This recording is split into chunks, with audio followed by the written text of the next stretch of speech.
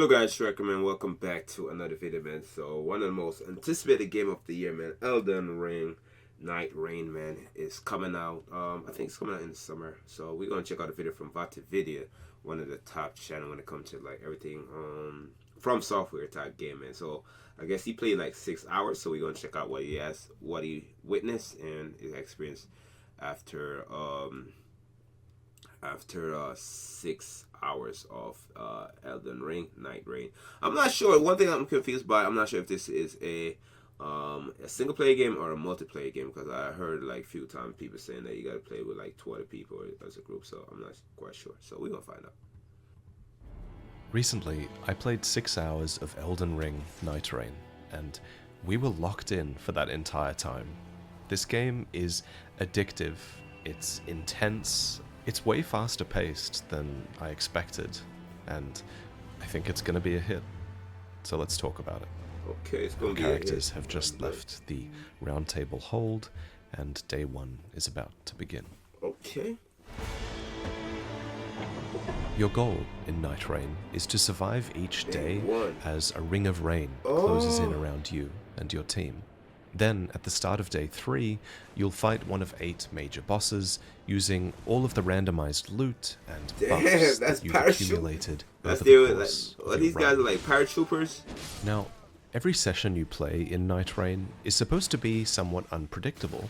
You won't always explore the same map, or receive the same loot, or face the same enemies. Random maps. The one thing, though, that I found very predictable in every single one of my Nightreign sessions was this feeling of pressure.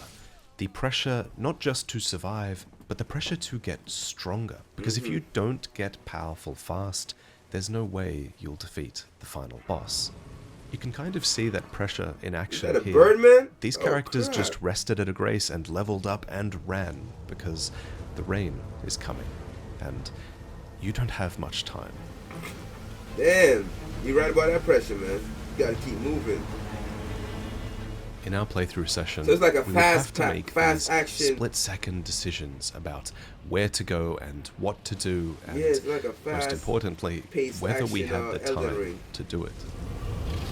So often it was a choice between defeating a boss and claiming its loot, or running away and living to fight another day. So many subtle changes have been made to the mechanics of Elden Ring as well, and all of these changes have been made in the name of speed and efficiency. For example, you can now vault easily over objects and even enemies as well to get where you need to go. Gone are the days where you need torrent to traverse the map. Now you can press L3 to activate a powerful sprint, and you can also activate spirit springs on foot, which vault you so high up into the air. Also, there's no fall damage in Nightreign, so from high places it's easy to justify jumping down and getting to where you need to be. That's crazy. Let's talk about the different classes, the different Nightfarers that you can choose to play. Game of the Year contender in this game. Be tough this year, is the Recluse, a mage character that, like other characters, has an ability and an ultimate that you can use. They've turned the HUD off for the footage that they've given us, but I remember what these abilities and skills looked like, so I've drawn them, and this is where they are usually on screen. Your activated ability is on the left, and your ultimate is on the right. Both of these circles fill up over time, and when they're full, that's when you can use the ability or the ultimate. Now, the Recluse has an ability that is actually much more complicated than the other characters' abilities, and I think they designed it this way because the Recluse is designed to be a backline character. In Nightreign, the spells you cast are tied to the weapons you pick up. So you usually only have 1 or 2 or 3 or 4 spells on hand, so From Software has given mages another system to sort of micromanage while they're standing in the backline casting spells. Let me explain really quickly how it works. Basically, whenever an enemy or a teammate gets tagged by a certain type of damage, like fire or magic or holy, a little marker will appear on them, and then the recluse can absorb that type of energy, getting a little bit of mana, but more importantly, filling out one of these small orbs. Then, when you've acquired 3 elements, you can unleash the recluse's ability, generating a unique spell based on the combination of elements you've acquired. That's crazy. So, a huge part of this character's skill expression is going to be understanding intuitively what these different combinations of spell are, and whether you're in the right position to cast them. And this is just this character's ability. They obviously have an ultimate as well, and this one is more straightforward.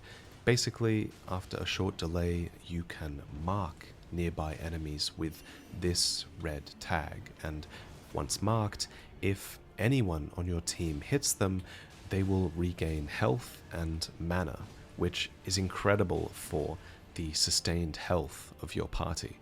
Now, when you cast an ultimate from any character, your character actually becomes invincible while they're casting it, which in the case of the recluse is especially handy, as you can see in this footage where they use it to sort of mitigate all of the aggro that they're receiving. Okay, so the recluse is the most complicated character to explain. They also even have a passive ability, just like the other characters do. But I don't really know what the recluse's does. I think it regenerates mana somehow. Anyway, let's talk about the next character, Wilder, who is very much a jack of all trades. Wilder's hookshot ability is on a very short cooldown, and you'll find yourself using it a lot. On small enemies, it pulls them towards you, and on larger enemies, it pulls you towards them. One thing worth noting is it's easy to chain the hookshot into different attacks, like you can see here. Skeleton? The hookshot can also be aimed manually, hitting the terrain and launching you forward. Now, Wilder's ultimate also uses his left arm. The grappling hook opens up for an explosive blast. This blast can be charged, it can be comboed with your running animation and the hookshot animation, and it stuns enemies. In this case, it actually staggered the enemy, allowing for a critical hit, but on every single enemy and boss I used it against, it also stunned them for a short amount of time, which was this unique animation that allowed my teammates to sort of get a moment to breathe or do extra damage. Wilder's passive ability is a one-time use effect that allows him to completely negate any instant of damage that would have killed him. You might have just seen it activate there. Basically, Wilder does this brief moment of inspired acrobatics and gets a second chance instead of being downed. Next, let's talk about the Guardian. So the Guardian's passive ability is this shield stance, I'm pretty sure, which increases your guarding capabilities at the expense of your movement. Yes, it could go in, but you gotta go in slower. Whirlwind attack, which seems to get rid of environmental effects monsters are like creative, the death light man. here. But moreover, its main function is to interrupt enemies, so that your teammates can get some damage in. In this way, the Guardian is a really strong melee support character, acting as a tank, but also as a tank sort of support for other characters around you. Their ultimate too is very team-based, with this aerial dive bomb that is excellent for reviving your teammates, because remember, you have to attack your teammates to revive them. This has a secondary effect, I'm pretty sure, of fortifying the teammates that are near the area of effect, giving them increased poise for a short time. I make it sound like the Guardian is purely a support character, but that dive bomb will be excellent for clearing groups of small enemies as well, and accumulating runes from killing enemies and strengthening all of your characters and leveling up is a huge part of the game, so that kind of group clearing is a really good offensive capability as well. And speaking of offensive capabilities, this is the Duchess, who was the character that I played the most in this demo. Her passive is this sidestep dodge that's similar to the Bloodborne dodge, making her very well suited for anyone who prefers a more aggressive playstyle. Her ability recharges extremely fast, like you can use it every 10 seconds or so, and it's a sort of stopwatch themed ability which takes into account the last few seconds of damage that enemy has taken and duplicates it. This effect is shown by she a go in white attack and spirit that appears ease out. and sort of shows the damage that is being duplicated. Because Definitely, you're she so does aggressive, definitely the Duchess does. naturally gets a lot of aggro, but this is offset by her dodge, but also by her ultimate, which is a cloaking spell that That's cloaks you freaking and your amazing. nearby allies, making you way less likely to get aggro and just enabling a few different things within the context of the game. For example, you can use it before a fight to get the jump on enemies. Yeah, You can definitely use get the it in jump the on middle him. of the fight to Well, disengage right by him, from just enemies. stab him in the back. Or something that's especially good is Woman. using it to safely resurrect your teammates once they Yeah, get that down. three-headed So, wolf thing. when you die in this game, you fall to the ground, you crawl extremely slowly, and a little circle appears above your head. This little circle is basically like a health bar that your teammates have to attack and deplete in order to resurrect you. The first time you're down, then we get you to- only have one of these purple bars, the second time you have two, and the third time you have three, meaning that every subsequent time you die, it's more risky for your teammates to try and resurrect you because they have to stand there hitting you while avoiding aggro for quite a long time. Yeah, that's And wild. with some of these Strategy, bosses, avoiding aggro is not easy. These bosses will often be a three. Oh, that wolf thing is split up into You three. just have them on you That's the entire crazy. time. So resurrecting your teammates is definitely a tricky thing to pull off Yeah. sometimes. It's also something that takes the damage you deal into account. So the more damage Yo, you the do, boss the fight faster you'll seems resurrect epic, your man. teammates. And so now I think we should talk about how to make your character stronger, how to make you do more damage and take more damage and survive. Survivor. Okay, so the footage they gave us is really quite good. It does a good job of showcasing things that are important to the game. But RP walking like this is not one of them. If you did this in game, your teammates will scream at you like, you don't have time to do this kind of thing. You are evaluating weapons and items and stats as Yeah. fast as you can because you also have to think about Hurry where to go up! next. And Hurry up! yeah, it's just crazy. So a big part of skill expression is being able to look at a weapon and saying, okay, this suits my build. Okay, I'm going to work towards this, or I'm going to leave this one behind, or I'm going to give this one to a teammate, that sort of thing. And a part of what makes this so much simpler than Elden Ring, but also so much more complex, is that, yes, weapons have been simplified in the sense that they have one number associated with the damage they do, and it's quite clear if they inflict a status effect like Scarlet Rot. It's obvious if you've played the base game which skill is tied to the weapon, but what makes this so much more complex is that every single piece of equipment now comes with passive buffs that affect your character even if the weapon isn't actually in your hand. So you have 6 weapon slots in this game, and you want to fill every single one of them because every weapon will confer a different passive buff that will affect the main weapon that you have in your hand.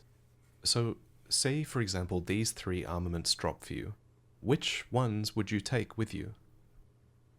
If you're playing a melee character, the Tree Spear might be great because it actually has a really good charge attack and it increases the damage that charge attacks do, so you might want to base your build more around a charge attack playstyle. Or if you have the Duchess on your team, you might want to grab the Bleed weapon because Bleed seems to synergize really well with the stopwatch ability that duplicates damage. Being able to spot these synergies in an instant and try to make your build on the fly was a really big part of what made this game so fun to me.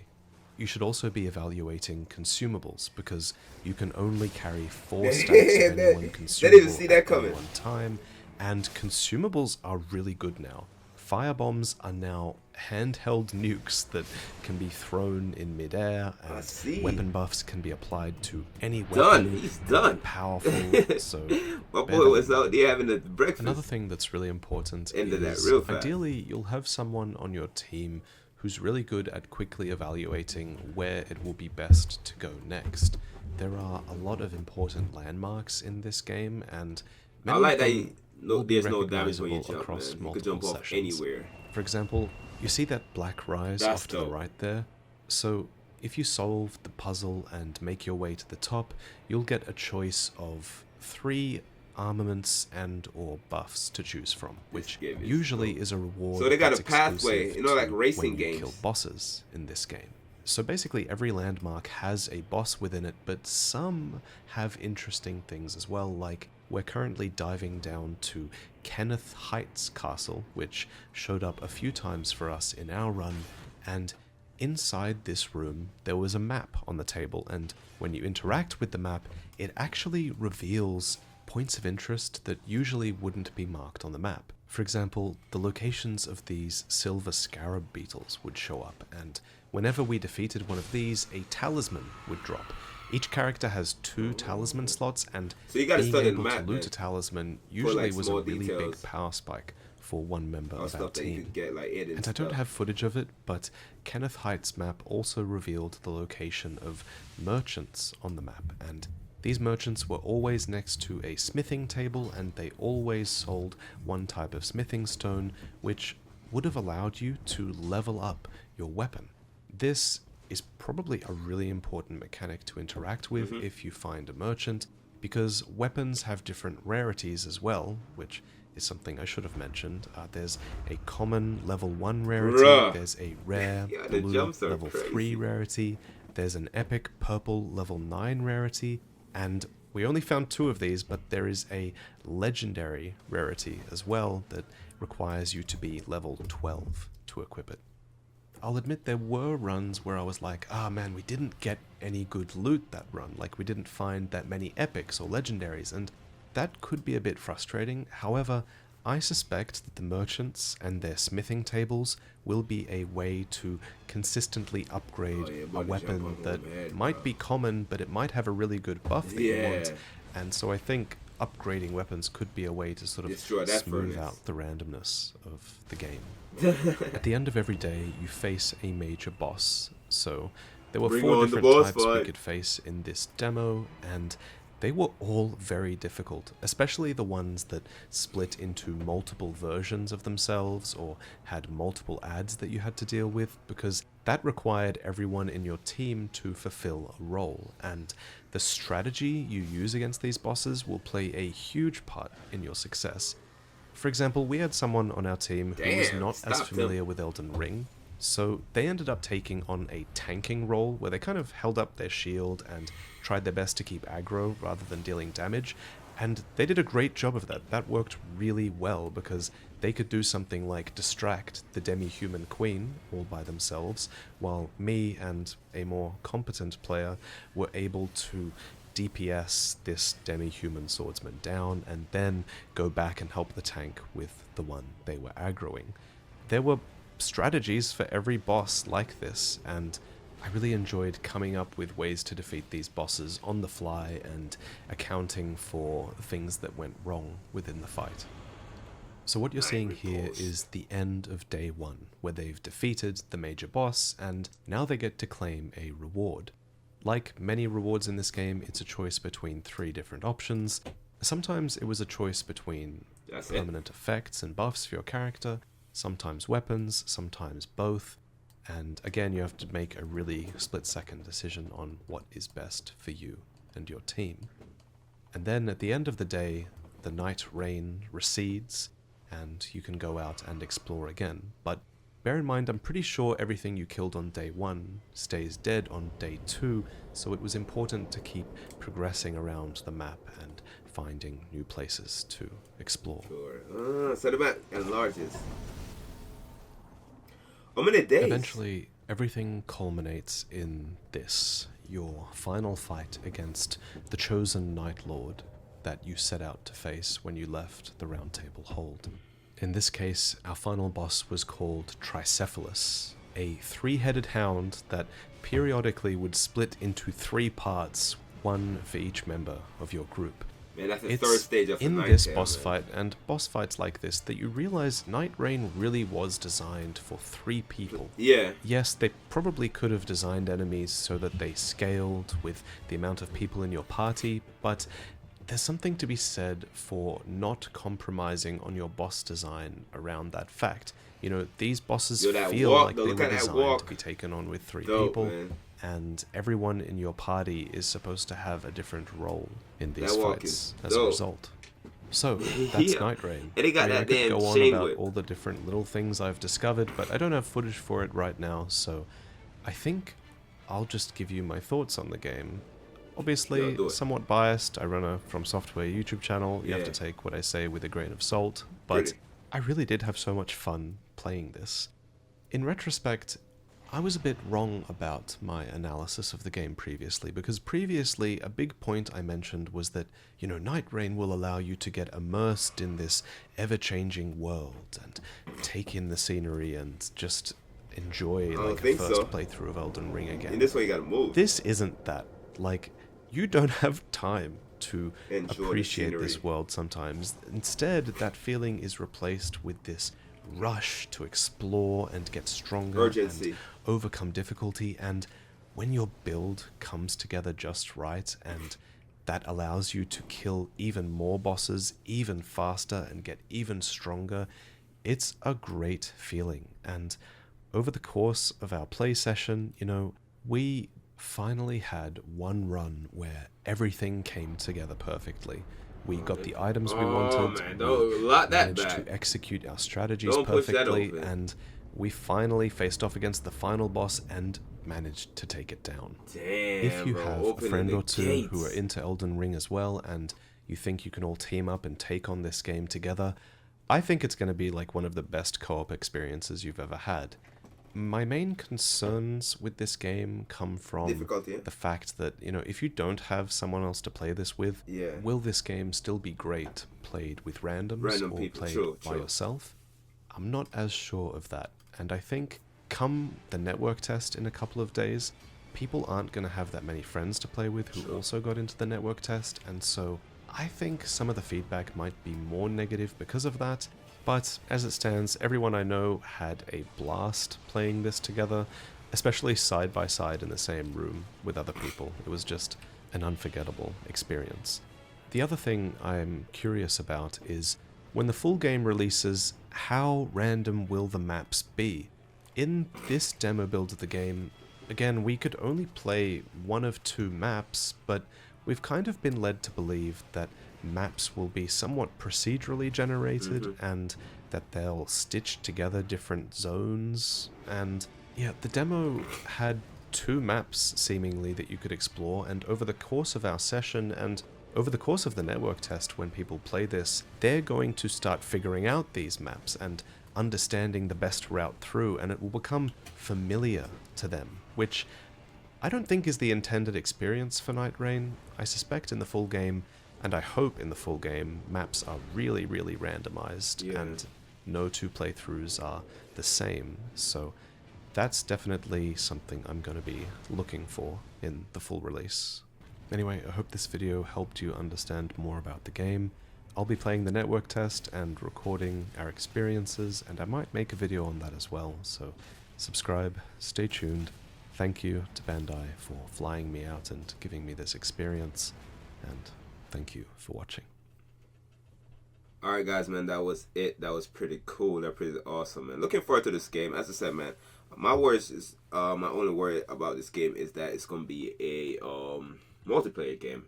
I'm not sure how that's gonna do in the Elden Ring crowd. I'm not sure if that's the right crowd for this type of game, but we'll see what happens. This kind of remind me of what game? Helldivers, I believe. Yeah, Helldivers, man. How that came out and pretty much changed it. Multiplayer game, man. Everybody enjoyed it, and it was, yeah, I mean, it did create like a toxic community at times, man, but it was very fun. So we might see this one, and I think like casual players gonna really struggle. People that never played before, they probably gonna struggle.